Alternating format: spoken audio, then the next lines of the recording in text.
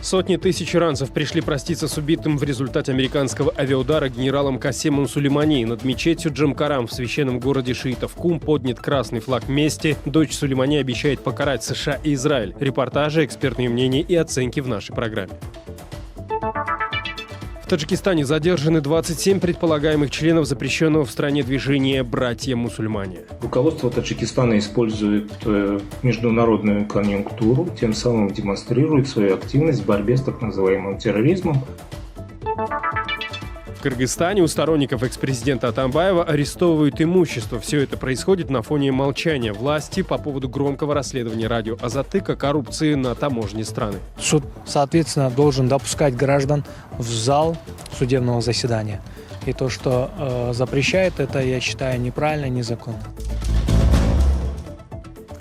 В прямом эфире информационная программа «Настоящее время. Азия» в бишкекской студии. Я Шавкат Тургаев. Здравствуйте. В Иране прощаются с генералом Касемом Сулеймани. Он был убит в Багдаде в результате авиаудара американского беспилотника 3 января. Приказ на атаку отдал президент США Дональд Трамп, который обвинил Сулеймани в многочисленных атаках на американских граждан. Тему продолжит Вениамин Трубачев. Тысячи людей собрались в аэропорту Тегерана. Они встречают тело убитого генерала Сулеймани. Чтобы все желающие смогли проститься с командующим спецподразделения Аль-Кудс, в стране объявили выходной.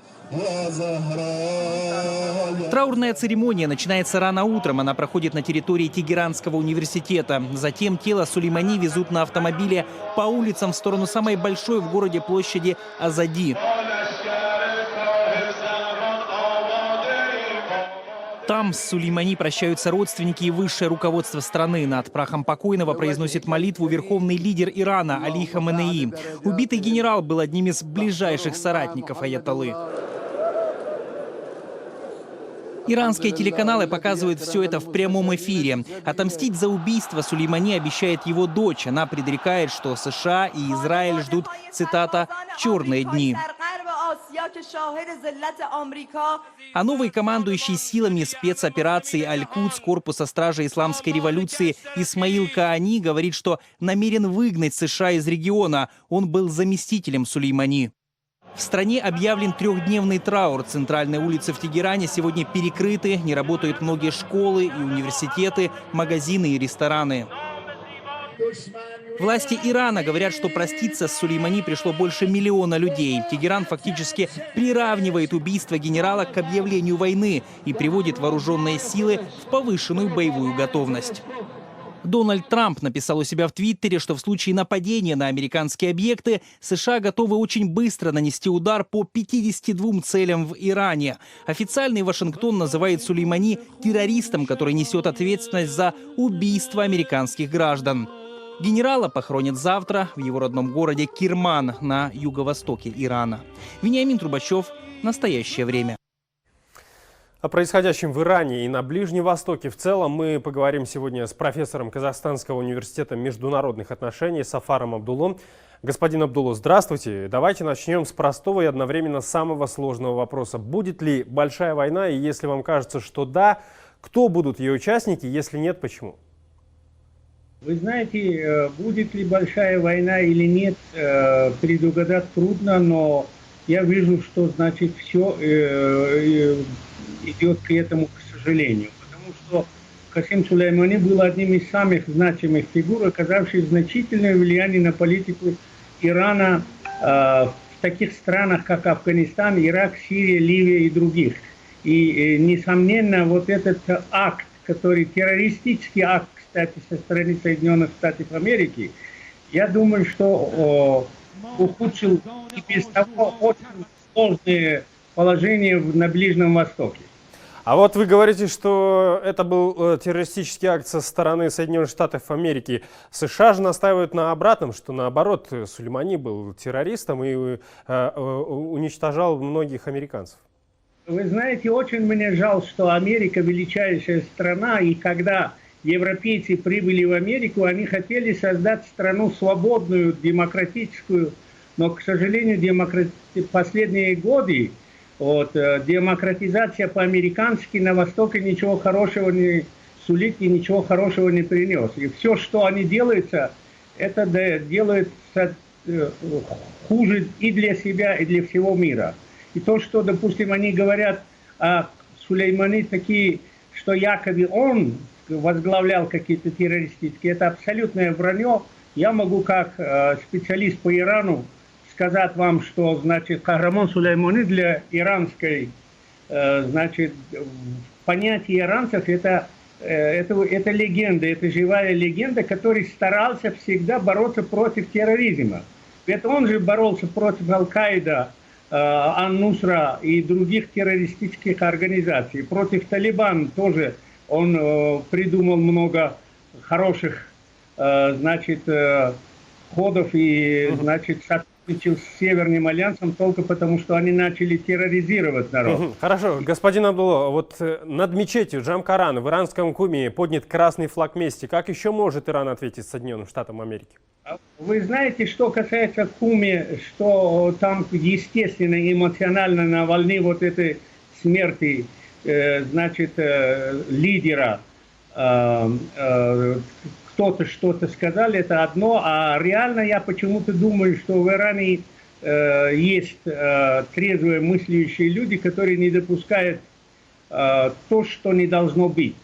Они будут стараться, потому что в Иране, значит, не один человек решает все проблемы, а там все-таки есть разные политические силы, политические группировки, есть и помимо духовного лидера, есть и президент, и, значит, и все-таки вот этот корпус стражей исламской революции и так далее, они принимают совместные решения. Но я думаю, что то, что происходило в последнее время, к сожалению, усугубил без того сложного взаимоотношения между Ираном и Соединенных Штатов Америки, который начался сразу после исламской революции 1979 года. Господин Абдулло, а вообще каковы после убийства Сулеймани настроения в иранском обществе? Я вот напомню, что в конце ноября по всему Ирану прокатились антиправительственные акции. Общество буквально разделилось на два лагеря – сторонников и противников теократического режима. Изменилось ли что-то за последние дни? Знаете, я вам скажу, что, естественно, в Иране не все довольны режиму.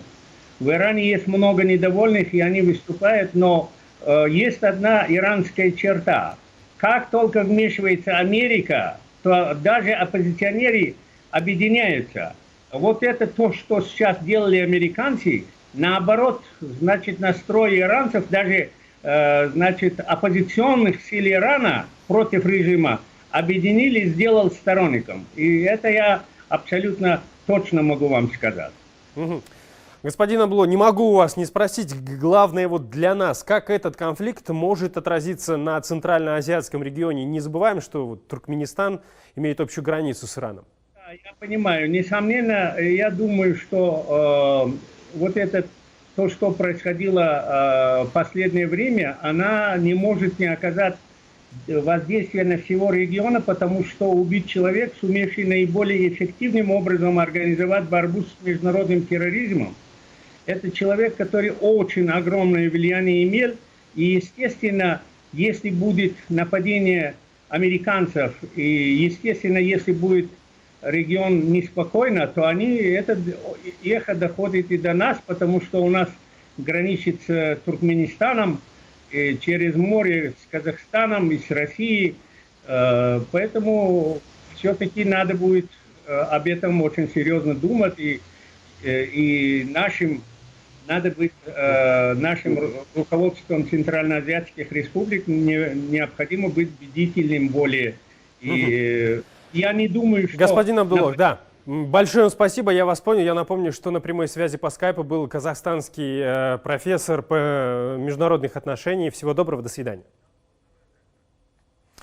Дональд Трамп пригрозил Ираку жесткими санкциями, если страна будет требовать вывода войск США. Накануне парламент Ирака принял резолюцию, призывающую вывести из страны более 5000 американских военнослужащих.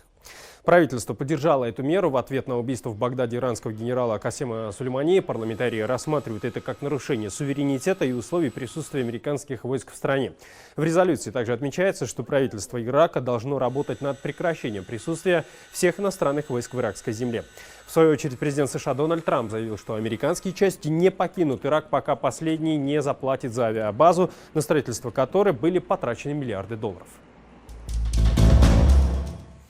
Один американский военный и двое гражданских сотрудников Пентагона погибли во время нападения на военную базу в США в Кении. Ответственность за атаку взяла на себя радикальная сомалийская группа «Аш-Шабаб». Нападение на военную морскую базу на берегу Индийского океана произошло накануне. По информации агентства AFP, нападавшие прорвались через охрану, добрались до взлетно-посадочной полосы и уничтожили 2 самолета, 2 вертолета и еще несколько транспортных средств. Аш-Шабаб – одна из самых известных группировок в регионе. На ее счету несколько крупных террористических атак в Кении и Сомали, но она впервые нападает на американских военных. Смотрите далее в нашей программе. В Таджикистане задержаны 27 предполагаемых членов запрещенного в стране движения «Братья-мусульмане». Руководство Таджикистана использует международную конъюнктуру, тем самым демонстрирует свою активность в борьбе с так называемым терроризмом. В Кыргызстане у сторонников экс-президента Атамбаева арестовывают имущество. Все это происходит на фоне молчания власти по поводу громкого расследования радио Азатык о коррупции на таможне страны. Суд, соответственно, должен допускать граждан в зал судебного заседания. И то, что запрещает это, я считаю неправильно, незаконно. Гражданские активисты в Казахстане требуют освобождения 2 этнических казахов из Синьцзяня, Кастера Мусаханулы и Мурагера Алимулы. Сегодня в городе Зайсане начался суд. Их обвиняют в незаконном пересечении государственной границы. Через несколько часов после начала заседания судья объявил, что переносит заседание на 21 января.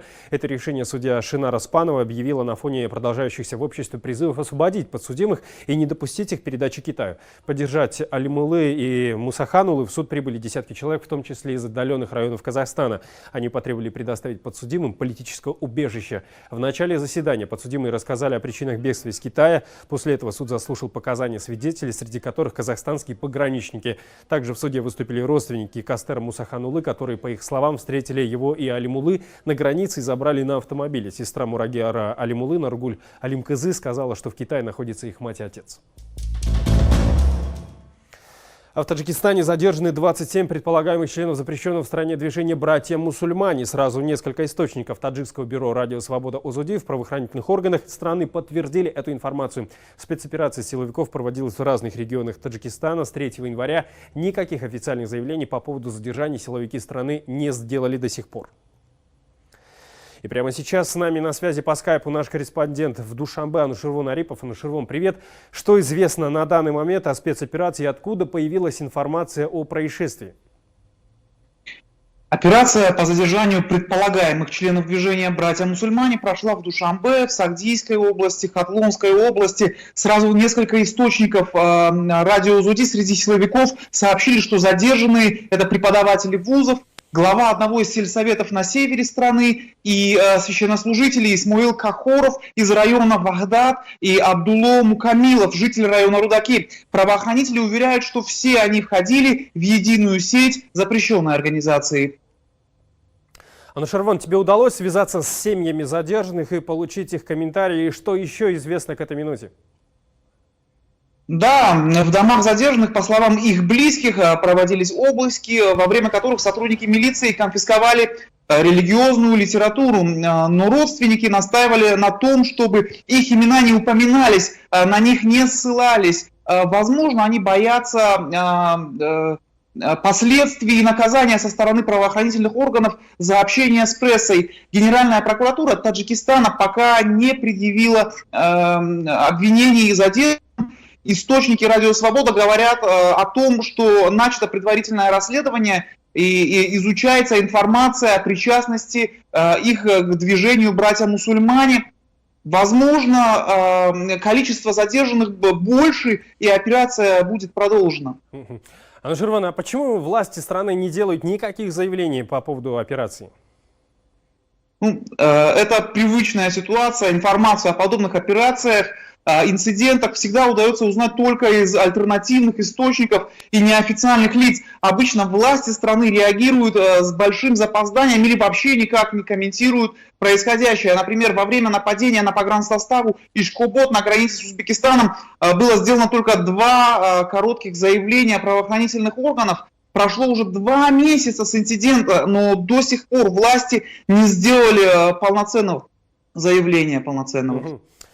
Анушервон, интересно узнать, а вообще что думают о происходящем независимые эксперты?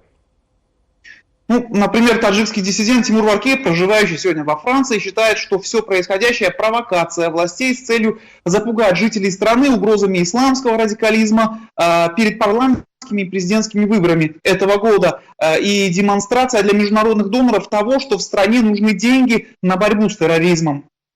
Руководство Таджикистана использует международную конъюнктуру, тем самым демонстрирует свою активность в борьбе с так называемым терроризмом. И для этого ему нужны новые враги, и в разряд новых врагов попали теперь даже преподаватели и представители местных администраций. Анушерван, а когда в Таджикистане запретили движение «Братья-мусульмане», задерживали ли в стране представителей этой организации ранее? В 2006 году запретили братьев-мусульман в Таджикистане, и с тех пор было очень мало задержаний. В 2016 году задержали 5 имам-хатибов, настоятелей мечети, и все они были приговорены к 5-летним срокам заключения за причастность к этой организации и за то, что они хотели привлечь в нее несовершеннолетних. Анушерван, большое тебе спасибо, всего доброго. В Кыргызстане арестовали имущество фигурантов дела по коэтажским событиям. Я напомню, речь идет о штурме резиденции экс-президента Атамбаева в августе минувшего года. В частности, власти опечатали квартиру советника Алмазбека Атамбаева Кундуз Джулдубаевой. Прямо перед самым Новым годом Джулдубаеву перевели из статуса свидетеля в статус подозреваемой. Ее обвиняют в ряде очень серьезных преступлений. Жибек Бегалиева продолжит. Джулдубаеву сейчас в шутку в соцсетях называют самой опасной преступницей страны. Ей вручили 7 уведомлений о подозрении в совершении преступления. Среди них такие серьезные статьи, как захват оружия, захват заложников, попытка насильственного захвата власти, организация массовых беспорядков и другие. Прокуратура просила заключить Кундуз Джулдубаеву, депутатов Ирину Карамушкину, Асель-ку Дуранову и сторонника Атамбаева Мирбека Мискенбаева в СИЗО до 9 февраля. Мне Асель-ку Дуранова, Ирине Карамушкина и Мирбеке Мискенбаеву. Сейчас Мирбеку Мискенбаеву избирают меру пресечения уже, рассматривается уже дело. Еще нет, я просто вышла, чтобы попрощаться с дочерью. Дочку? Да. Дочь в машине. Нет, здесь, Кундуз. Кундуз, дочка здесь ваша. Вот смотри. Маленькая, ты домой поедешь? Давай поедешь домой.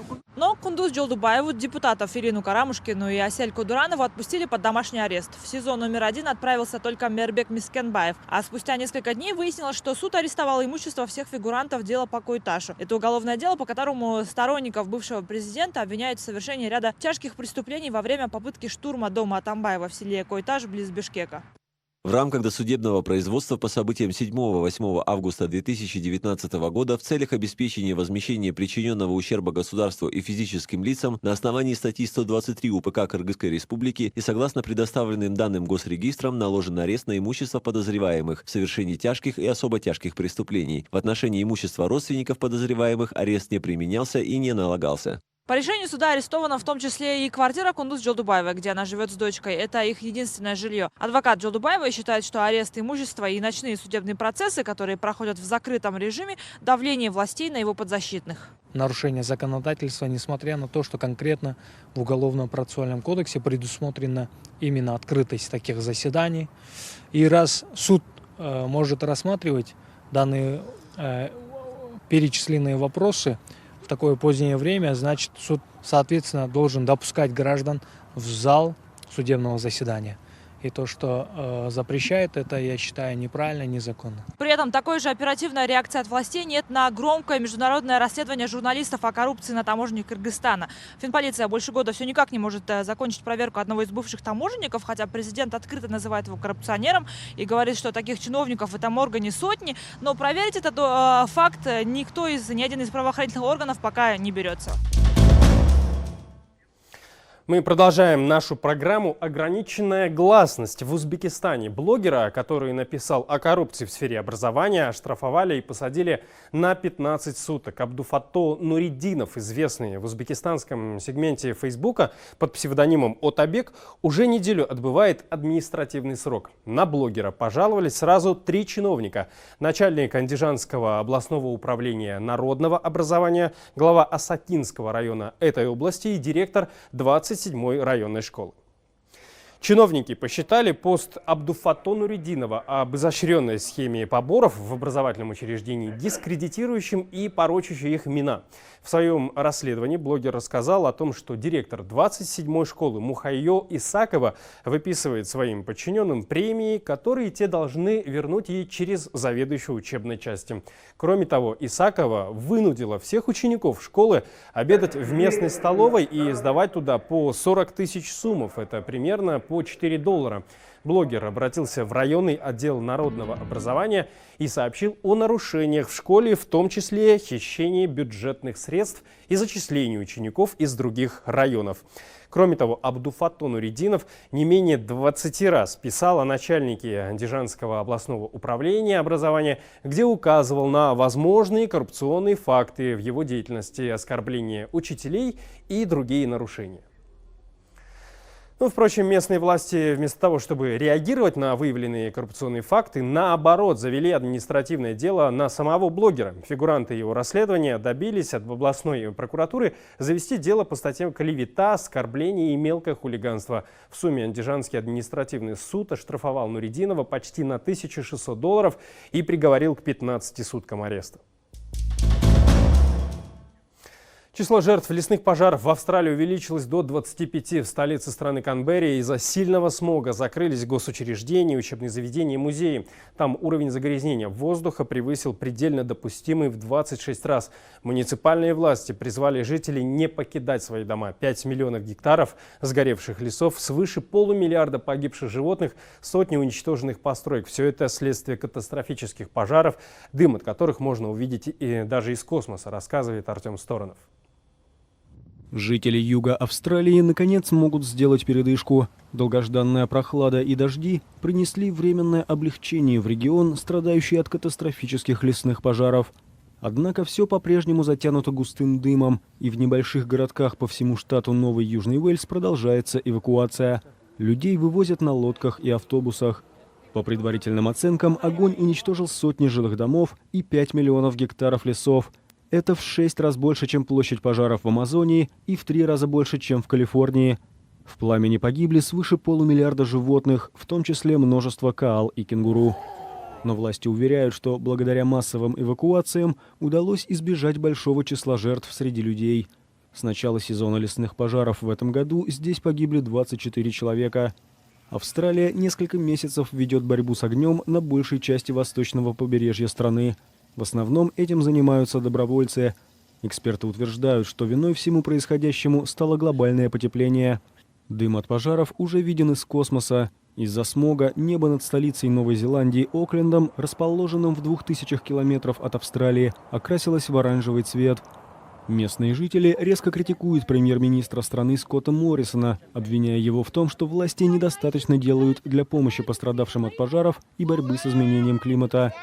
Сотрудники экстренных служб обеспокоены тем, что в ближайшую неделю температура вновь начнет расти, из-за чего лесные пожары могут разгореться с новой силой.